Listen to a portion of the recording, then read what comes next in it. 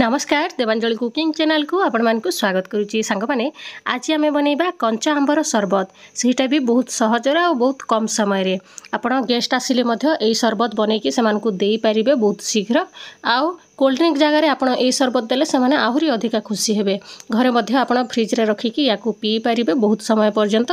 तेबे चलंतु आरंभ करिबा एई स्वादिष्ट रेसिपी को। भिडियोटी रे आगकू जीवा पूर्वरु आपण माने जदि मो चैनल रे नुआ अछंती ताहले प्लीज चैनल टी को सब्सक्राइब करि दंतु। एई चैनल माध्यम रे आपण नुआ नुआ रेसिपी देखि पारिबे। आशा करूछु भिडियोटी आपण मानकू पसंद आसीबो। भिडियोटी को लास्ट पर्यंत देखंतु। प्रथमे आमे गोटे ग्राइंडिंग जार नै जिबा सेथिरे आंब को ता चोपा छड़े की छोट छोट पीस करके काटिकी एथिरे देई दबा। चोपा को जमारू रखिबानी नहले टिक कसा लागि थाए।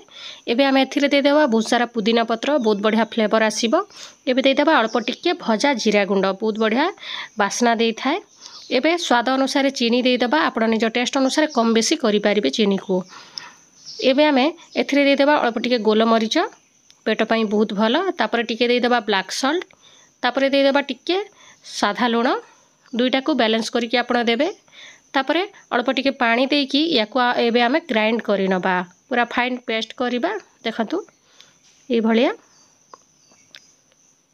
सांग माने याकू आपण फ्रिज रे 3-4 दिन पर्यंत मध्य रखिकी पी पारिबे कि ए पेस्ट को आपण पूरा फ्रीजर रे आइस करिकी याकू रखिकी पी पारिबे। अल्प टिके टिके काढिकी ग्लास रे पकेइकी बहुत ही बढ़िया रेसिपी निहाती ट्राए करिबे आ कमेंट बॉक्स रे जणैबा पई भूलिबेनी। देखंतु बढ़िया भाबरे ग्राइंड हे जाईची। आमे एबे याकू छाणी नबा तार जो एक्स्ट्रा पल्प गुडा को अछि सेटा बाहरी पड़िबो। देखंतु धीरे धीरे करिकी याकू छाणी नबा निहाती ट्राए करिबे थरे देखिबे बहुत ही बढ़िया लागिबो आ समस्ते घरे पसंद करके मध्य पीबे। याकू ए भलिया चामच सहाय्य रे दबेकी एमती बाहर करि नबा तार पल्प गुडा को सब। देखंतु ए जो एटा एक्स्ट्राटा याकू फिंगी दबा। देखंतु टिके बहळा हे जाईची। एबे आहुरी आमे एथिरे ठंडा पानी ऐड करिबा।